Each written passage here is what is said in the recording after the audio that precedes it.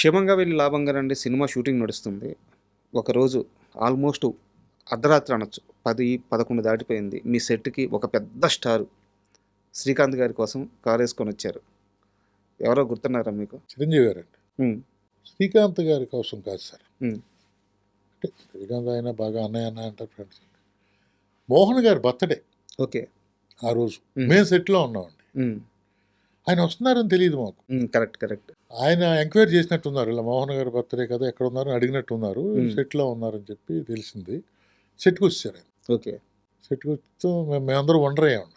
అంతే సెట్‌కి కదా! సెట్‌కి రావటం, వండర్ అవ్వటం, హ్మ్. కేక్ కట్ చేయటం. హ్మ్. ఆ ఫోటోస్ కూడా ఉన్నాయి. మీకు మొన్న నేను ఫేస్‌బుక్‌లో పెట్టా. ఆయన సార్. మేము సెట్‌లో ఉండగా ఆయనొచ్చి మోహన్ గారికి కేక్ కట్ చేయటం, నోట్లో మోహన్ గారికి ఆయన కేక్ పెట్టడం అయన్నీ కొంత ఫోటోస్ ఉన్నాయి నా దగ్గర. సార్. చిరంజీవి గారు.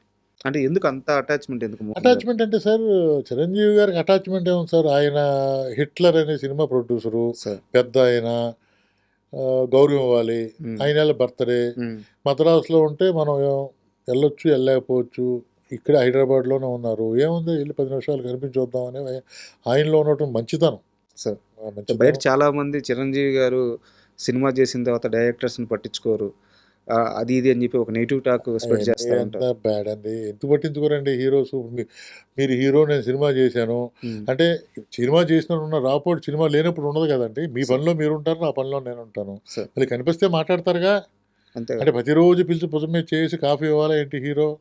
నెగెటివ్‌గా అలాగే చెప్పుకుంటూ ఉంటారు సార్. సార్.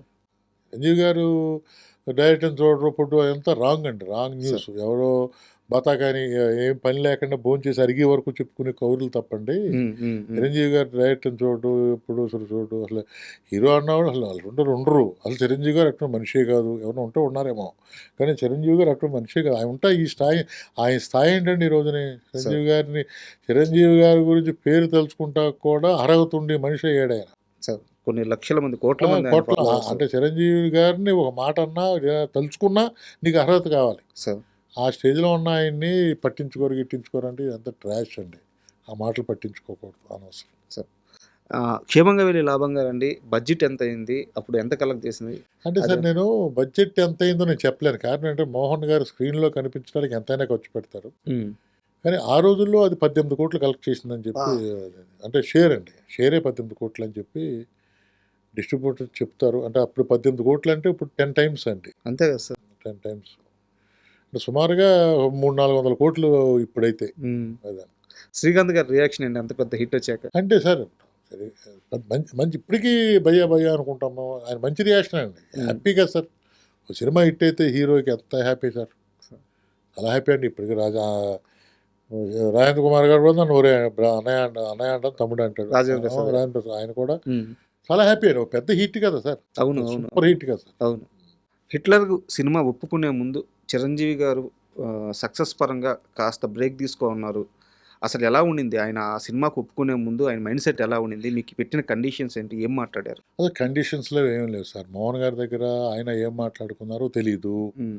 మోహన్ గారు 'దేవి శ్రీదేవిలో' చిరంజీవి గారు సినిమా చూశారు. సార్. ఆ సినిమాకి నేను కూడా ఎళ్ళాను సినిమా చూసినప్పుడు. హ్మ్.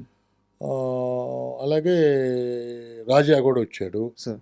సినిమా కూర్చున్న తర్వాత ఎడిటర్ మోహన్ గారు వెళ్ళిపోయారు. హ్మ్. సినిమా చూశారు. హ్మ్. అందరూ బావుందనుకున్నారు. అప్పటికి చిరంజీవి గారు ఎవరో నాకు తెలీదు కదా! మేమెవరం సార్. స్టాఫ్ లెక్క ఆయనకి. హ్మ్. తర్వాత ఒక 15 రోజులకి చిరంజీవి గారు సినిమా చేస్తున్నారయ్యా హ్మ్. అనటం. ఫస్ట్ చిరంజీవి గారి పరిచయం నాకు అంటే చాలా సార్లు చూశాను, నమస్కారాలు పెట్టాను. నమస్కారం సార్ ఇయన్నీ జరిగిపోగా ఫస్ట్ టైమ్ ఏంటంటే ఏటర్ మోహన్ గారు తీసుకొచ్చి నా కో డైరెక్టరు తను రాజా అని చెప్పి పలానా సినిమాలు చేశాడని చెప్పి పరిచయం చేసి ఆయన ఎయిర్‌పోర్ట్‌కెళ్తున్నారు. సార్. ఆ మోహన్ గారు కారులో వచ్చారు కదా! ఓకే. మీ కారుని ఫాలో అవ్వమనండి అని చెప్పి ఆయన మా మోహన్ గారు ఎనకాల సీట్‌లో కూర్చొని ఫ్రంట్ సీట్‌లో నేను కూర్చొని ఎయిర్‌పోర్ట్ వరకు వెళ్ళాం. దట్ హ్మ్. ఈజ్ మెమరీ అండి. హ్మ్. హ్మ్. ఫస్ట్ చిరంజీవి గారి ఇంటికెళ్ళటం ఒక మెమరీ.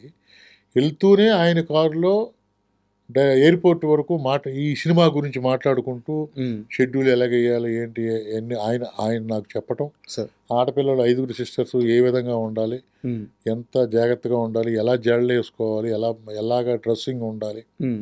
చూడగానే మన ఇంట్లో అమ్మాయిలాగా ఉండాలి, మన మధ్యలో తిరుగుతున్న అమ్మాయిలాగా ఉండాలి.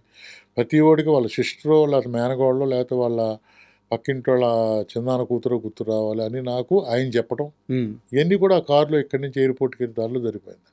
సార్.